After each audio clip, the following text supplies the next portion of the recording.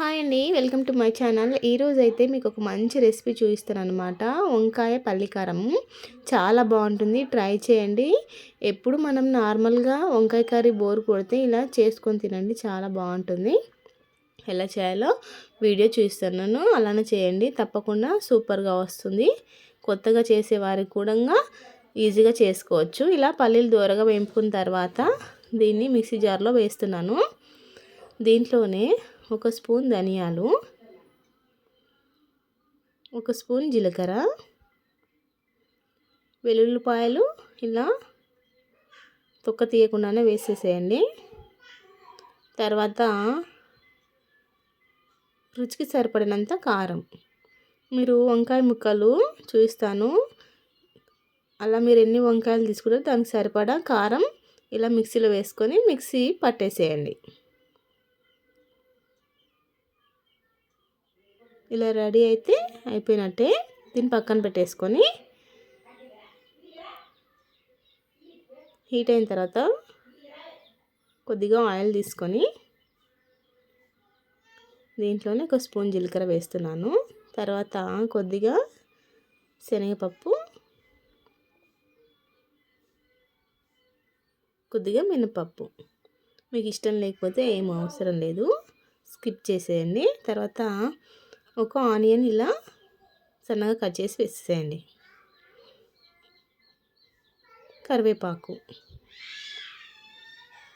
తర్వాత దీంట్లోనే ఒక స్పూన్ అల్లం వెల్లుల్లి పేస్ట్ వేసేసేయండి. మొత్తం కలిసిపోయేలా ఒకసారి కలిపేయండి.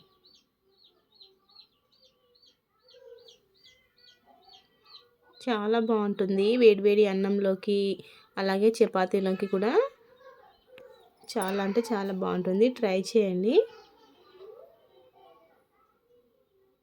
ఇలా వేగిన తర్వాత పచ్చివాసన పోయేంత వరకు ఇలా ఫ్రై చేయాలి. తర్వాత కొద్దిగా పసుపు, ఒకసారి మొత్తం కలిసిపోయి ఒకసారి కలిపేసేయండి. తర్వాత వంకాయ ముక్కలు ఇలా నిలువుగా సన్నగా కోసుకొని వేసుకోవాలి, అలా అయితేనే మనకు ఫ్రై అవుతాయి. ఇలా సన్న సన్న ముక్కలు కట్ చేసుకొని వేసుకున్న తర్వాత కొద్దిగా సాల్ట్ వేసుకోండి. మనము ఇలా కర్రీస్ వేస్తున్నప్పుడు పోపులో అప్పుడే మనం కొద్దిగా సాల్ట్ వేసామనుకోండి, ఏ కర్రీస్ అన్నా త్వరగా ఉడికిపోతాయి. ట్రై చేయండి. ఇలా కలిపేసి ఒకసారి మూత పెట్టి మధ్య మధ్యలో కలుపుతూ ఉండాలి, ఎందుకంటే అడుగంటుతుంది కదా. చాలా అంటే చాలా ఈజీగా అయిపోతుంది. తర్వాత కొద్దిగా కొత్తిమీర వేస్తున్నాను.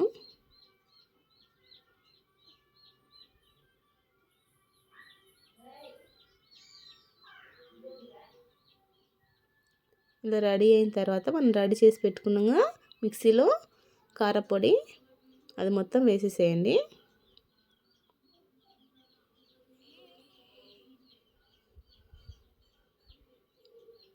వేసి ముక్కలకంతా పట్టేలా కలిపేసేయండి మొత్తం.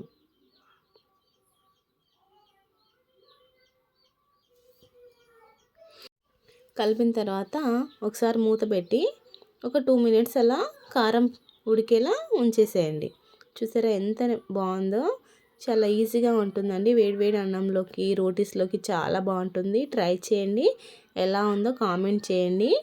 మన ఛానల్లో అన్నీ చాలా ఈజీగా చేసే మెథడ్తోనే ఉంటాయి, తప్పకుండా ట్రై చేయండి. అన్నీ కూడా చూడండి, ఎలా ఉందో నాకు కామెంట్ చేయండి. మన ఛానల్ని అయితే సబ్స్క్రైబ్ చేయండి.